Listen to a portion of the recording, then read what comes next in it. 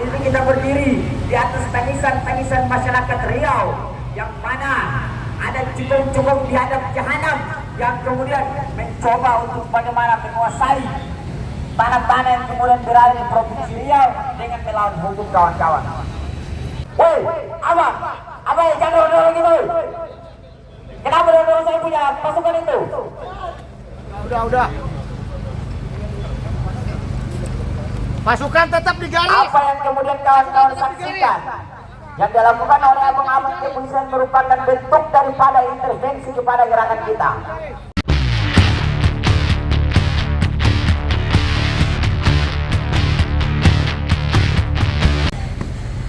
Di samping patung kuda, bahkan kita sendiri diperintahkan oleh konstitusi untuk bagaimana menyuarakan segala bentuk pelanggaran hukum yang kemudian terjadi di atas tanah Republik Indonesia. Oleh itu saya sampaikan kepada kawan-kawan, jangan gentar. Hari ini kita berdiri di atas kebenaran, kawan-kawan. Hari ini kita berdiri di atas tangisan-tangisan masyarakat Riau yang mana ada cukong-cukong di hadap jahanam yang kemudian mencoba untuk bagaimana menguasai tanah-tanah yang kemudian berada di Provinsi Riau dengan melawan hukum, kawan-kawan. Yang mana seperti disampaikan oleh orator sebelumnya bahwa hari ini kita yang kemudian tergabung dalam Pemuda Trikarya atau disingkat PTRI itu sendiri hari ini membawa satu persoalan ataupun satu isu yang sangat krusial, kawan-kawan, yang mana apabila tidak cepat untuk bagaimana ditindaklanjuti oleh para penegak hukum dan khususnya Menko Polhukam yang kemudian pucuk pimpinan tertingginya merupakan mantan Jenderal Kepolisian Bapak Budi Gunawan, yang mana saya kira bahwa beliau pasti paham terkait dengan persoalan-persoalan hukum yang kemudian hari ini terjadi. Karena kita melihat daripada background beliau, kawan-kawan. Akan tetapi hari ini kami datang untuk mempertanyakan kembali terkait dengan laporan yang kami buat, kawan-kawan. Mengapa 8 perusahaan kelapa sawit yang besarnya 16 hektar yang kemudian diduga ilegal berdiri di atas 16.000 yang kemudian berdiri di atas tanah Riau secara ilegal itu sampai sekarang bisa beroperasi dengan bebasnya, kawan-kawan, yang mana ia merupakan perusahaan tersebut merupakan milik daripada mantan narapidana kehutanan. Beliau merupakan Martius Pagiono dan anaknya Ciliandra Pagiono, kawan-kawan. Cukong-cukong seperti ini yang kemudian menyebabkan negara mengalami 1,4 triliun rupiah, kawan-kawan, yang mana diduga bahwa beliau tidak membayar PBB, biaya perolehan hak tanah dan bangunan, dan juga pembayaran Provinsi Sumber Daya Hutan, kawan-kawan. Olehnya itu, negara yang kemudian mewajibkan PPN 12% kepada seluruh masyarakat miskin di Republik Indonesia. Akan tetapi hari ini kita dibuat kaget, dibuat takjub dengan apa, kawan-kawan? Apa yang dilakukan oleh Bapak Martius Pagiono dan juga anak Ciliandra Pagiono yang kemudian memiliki 8 perusahaan tersebut dengan luas 16.000 hektar sampai hari ini tidak ditindak sesuai dengan prosedur hukum yang berlaku, kawan-kawan. Ini merupakan lelucon yang harus dipertontonkan kepada seluruh masyarakat Republik Indonesia, kawan-kawan, yang mana mereka seperti dikatakan oleh Bapak Presiden Prabowo Subianto bahwa ia akan kemudian mengejar para antek-antek korupsi yang kemudian mencoba-coba bermain di Republik Indonesia. Akan tetapi hari ini kami mempertanyakan kembali statement yang dibuat oleh beliau. Mengapa sampai hari ini masih ada cukup-cukup besar seperti yang kemudian berkeliaran di Republik Indonesia, yang mana dampaknya sangat besar bagi masyarakat di Provinsi Riau sana, kawan-kawan. Tanah seluas 8 hektar yang kemudian dipakai secara ilegal, tidak membayar pajak kepada negara, yang kemudian menyebabkan negara mengalami kerugian yang cukup fantastis 1,4 triliun rupiah kawan-kawan. Akan tetapi sumur ini sangat merugikan negara dan juga sangat merugikan masyarakat di Republik Indonesia. Abang, siapa yang suruh matikan api itu? Hah? Saya yang suruh, saya. Jangan coba-coba intervensi kita ya bang. Hah? Saya tegaskan sekali lagi. Kita ke sini aksi damai. Jangan sampai kita buat tarian anarki di sini. Ini saya berorasi. Abang kita koordinasi dulu. Sama-sama menghargai ya. Hah? Sama-sama menghargai. Ya abang itu bentuk abang tidak menghargai kami. Abang jangan main otak sama saya. Saya yang perintahkan, matikan. Hah? Saya yang perintahkan. Emang kenapa? Saya yang perintahkan. Ya ada, saya tidak terima itu. Asli ini kita ambil tanah kita bakar di situ. Kalian kan terus coba pasukan kepolisian itu tidak tertakut. Pokoknya main-main ya. Saya yang mimpin di sini ya, saya yang mimpin. Iya, seharusnya kalau abang jadi pimpinan di sini, abang koordinasi di kita. Saya masih orang jago bang, suruh orang bakar di situ. Ya, silakan sampaikan pendapat. Abang pikir kita sini aksi main-main, ha? Jangan, ini mengganggu. Mengganggu apa? Tidak ada yang terganggu sini. Tolong Usah dihargai. jalan di semua biar tidak ada kendaraan. Abang ini main-main obat di sini. Baik kawan-kawan, kita fokus kawan-kawan.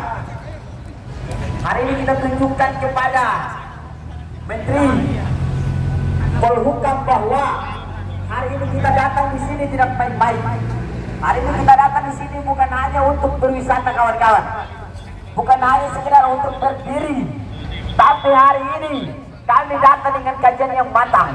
Kami datang bukan dengan kajian yang buta kawan-kawan. Woi, abang jangan dorong-dorong gitu.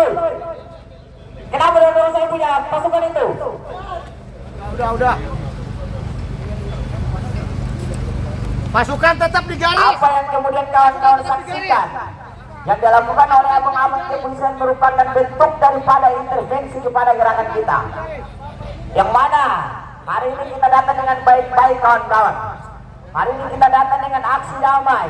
Akan tetapi apa yang kemudian dilakukan oleh abang-abang kepolisian adalah bentuk daripada intervensi kepada pergerakan kita. Didiin.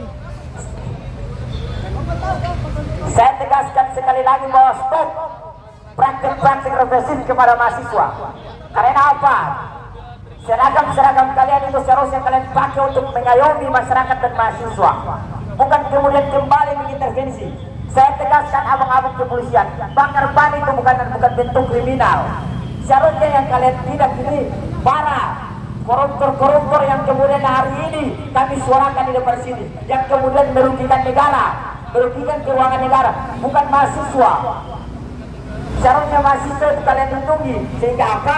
Bisa menyampaikan aspirasi dengan amannya, bukan malah kembali melakukan tindakan-tindakan represif dan kemudian mengintervensi pergerakan kita. Bakar ban itu bukan kriminal. Bakar ban itu tidak dilarang. Bakar ban merupakan bentuk daripada kemarahan kita. Karena apa? 8 perusahaan ilegal itu sampai sekarang belum ditindak secara hukum. Padahal kita negara selalu meneriakkan bahwa negara Indonesia merupakan negara hukum. Negara hukum dari mana? Praktik-praktik seperti ini tidak ditindak secara hukum sampai sekarang. Padahal seharusnya kalau kita bangga dengan kemudian kita meneriakkan kepada seluruh negara di atas muka bumi ini bahwa negara kita merupakan negara hukum. Seharusnya tidak boleh ada satu praktik pelanggaran hukum yang kemudian dibiarkan berlarut-larut. Akan tetapi apa yang dilakukan oleh Bapak Martius Vanyono dan juga anaknya Ciliandra Vanyono ini merupakan apa?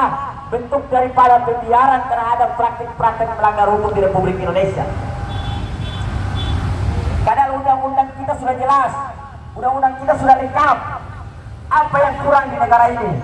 Tapi kenapa aparat penegak hukum kita dari Sabang sampai Merauke tidak dihitung lagi personilnya? Tapi kenapa sampai hari ini masih ada cukung-cukung biadab jahanam ini yang kemudian berdiri dengan bebasnya, beroperasi dengan bebasnya di Kepulauan Riau sana kawan-kawan. Ini seharusnya kita menjadi pertanyaan besar. Kita harus mempertanyakan terhadap praktik seperti ini. Apakah jangan sampai bahwa 8 8 perusahaan kelapa sawit ilegal tersebut kemudian bekerja sama dengan negara untuk bagaimana menghasilkan pundi-pundi rupiah. Jangan sampai kemudian paradigma publik berubah, yang kemudian berpikir bahwa 8 perusahaan tersebut yang kemudian dimiliki oleh Bapak Martius bagaimana dan juga anaknya merupakan apa kawan-kawan? Merupakan orang-orang yang kemudian bekerja sama dengan negara untuk bagaimana merampas dan juga mengkorupsi apa yang kemudian menjadi hak rakyat yang kemudian berada di Provinsi Riau. 8 hektar itu bukan sedikit kawan-kawan, itu begitu luas, dan hari ini ditanami kelapa sawit yang kemudian uangnya tidak sampai ke negara kawan-kawan, yang kemudian uangnya masuk ke kantong-kantong pribadi Bapak Martius Pangiono dan juga anaknya itu kawan-kawan. Maka sudah barang tentu apa yang kemudian dilakukan oleh Bapak Martius dan juga anaknya seharusnya diproses secara hukum dan ditangkap secepatnya kawan-kawan. Karena apa? Kalau kita flashback ke belakang, beliau merupakan mantan narapidana kehutanan kawan-kawan. Yang mana sekiranya kita melihat bahwa mantan narapidana ini belum juga kapok untuk bagaimana melakukan pelanggaran hukum di Republik Indonesia kawan-kawan. Setelah beliau keluar, beliau membangun 8 perusahaan dengan luas 16.000 hektar yang kemudian merugikan negara 1,4 triliun rupiah kawan-kawan. Berarti orang-orang seperti ini ketika ditangkap langsung dihukum mati saja kawan-kawan. Karena apa? Kalau di penjara nanti dia bebas, nanti dia buat ulah lagi. Yang mana kemudian bukan hanya merugikan negara, tapi merugikan seluruh masyarakat Republik Indonesia kawan-kawan.